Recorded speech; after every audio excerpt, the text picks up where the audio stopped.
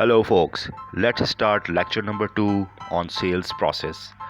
Sales process is the core of entire sales.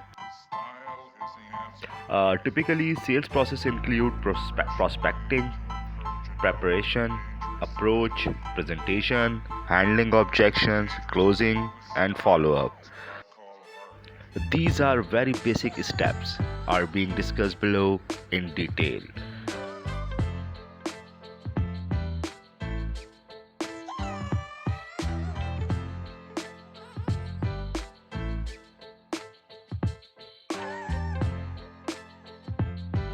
Let's move on to the prospecting. The process of identifying, contacting potential customers to generate new businesses is prospecting. Prospecting is the way salesperson find and engage the prospects. There are few steps included in it.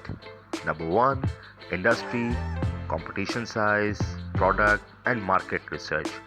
Second step, it is to identify customers and select customers who falls into your terms. Step 3, make list, customer name, product of interest, buying volume, financial strength. Number 4, establish communication channels. Number 5, start the conversation. For example, cold callings, warm callings, email, visits. Let's discuss each step in detail. Step 1, it's about the industry, competition size, product, and market research. Industry. What kind of services and product do they sell? How many players like them and where they are ranked? Competition. What kind of competition you are in? How many players are supplying to the same industry? Where does your product rank among competition? What about product? Inside out concept says, what is your product? What is the unique selling proposition? Outside in concept is very important. How does other customer potential see your product? After this, marketing research is very important to search or to scan the business environment. Conduct proper market research, perform SWOT analysis, and do product mapping. Now come on to the second step. Step 2 says identifying potential customer is crucial for the success of every business. You need to identify your potential customer base in order to modify your product services idea according to the needs of your prospective customers. You need to know them better. Defining the target market for your businesses will also help in efficient utilization of your market and advertising resources. Customer profiling works well for all sort of businesses. It gives you a competitive edge to proactively communicate with your prospects and serve them in the best possible manner. It is equally important to identify which segment of the population to target. For example, demographic factor. Demographic factor includes age group, gender, location, marital status, occupation, family size, income, religion. These are the basics to start with. For example, a clothing brand launching a funky clothing line would identify its customers as young girls and women aged 15 to 25. For example, a beverage brand launching an energy drink would define its target customers as men aged 18 to 30 plus. Psychographic factors, personality characteristics, lifestyle, social class, habits, behaviors, interest.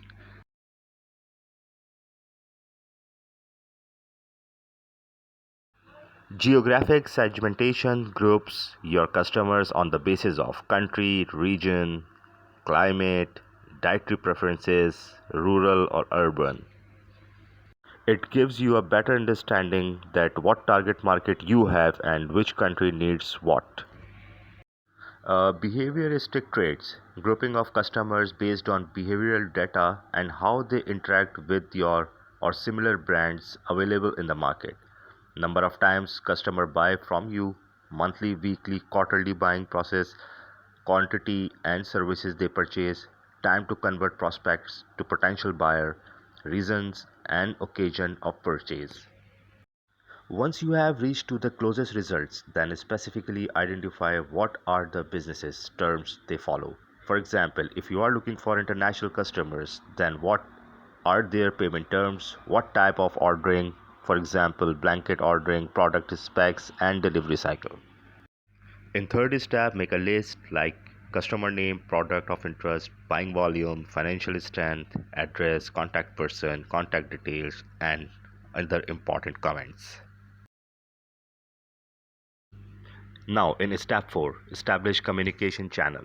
The medium by which businesses communicate or interact with customers, communication channels performs from narrow to wide range. For example, phone, face-to-face video chat, email, social media, for example. Selection of channel is very important as ultimate goal is to crack the deal, therefore it varies customer to customer. There are basic two types of channels, that is traditional and digital communication channel. Start conversation, cold and warm calls, emails, and visits. In step number 6, review your results and adjust accordingly. Now, second process is preparation. Before making initial contact with your prospects, you want to prepare. It's important to have all your information ready, such as product description, price, payment options, competitor rates, and dates for specific sales. You also want to know as much as possible about your prospect so you can better connect with them. This stage of selling process might also involve preparing your initial sales presentation. Be ready to answer any question your prospects could have with supporting data. Practice what you are going to say out loud and have someone present you with potential questions so you can rehearse your response.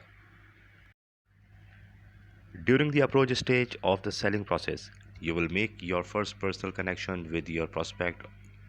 This step involves getting the potential buyer or client to interact with you by personalizing your meeting or otherwise establishing rapport. Ask questions to get the client involved in the conversation. For instance, if you sell skincare products or services, you might ask customer needs, price range, and whatever customer likes. Presentation. At this point in the selling process, you have established an understanding of your prospect's individual needs and wants. You can then tailor your presentation or demonstration to show how your product or service can best fulfill those needs or wants. To complete this step effectively, focus on personalizing it and frame your product as a solution to their problem. Handling objection is again a tricky part. After you complete your presentation, your prospect might have some questions, concerns, or objections. This is a normal and important part of the selling process. View objections as an opportunity to learn more about your prospect. When you research and prepare appropriately, you will have all the information needed to overcome objections. This step might involve listening to your prospect's concern and asking additional questions to better identify and understand their objections.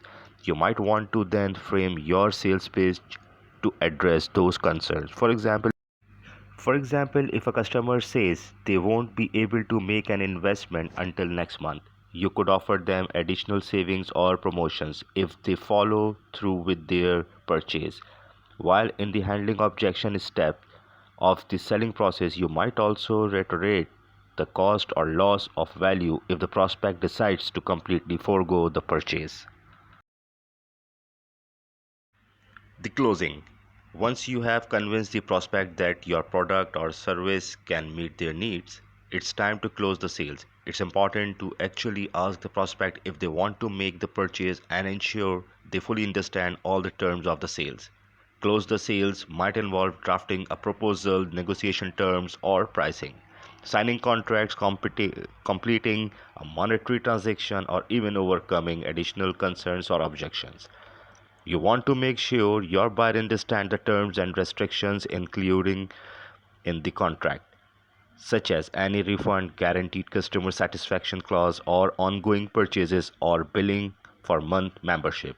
At this stage, you can also use upselling techniques such as offering additional products that complement their original purchases, upgrade or a higher end version of your product. After completing the transaction, always thank the customer and be sure not to instantly drop the connection. In the last, follow up.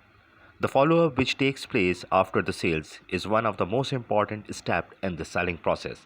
It's a continuation of the relationship between the seller and the buyer that ensures customer satisfaction, retains customer loyalty, and helps prospects for new customers.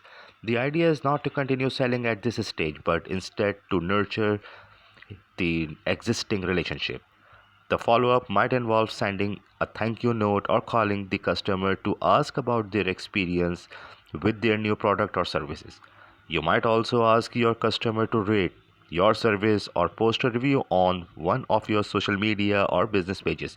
Sometimes the follow up includes completing the logistics of sales, such as signing additional contracts. Done well, this stage can often lead you back to step one of the selling process with additional sales, referrals, or reviews that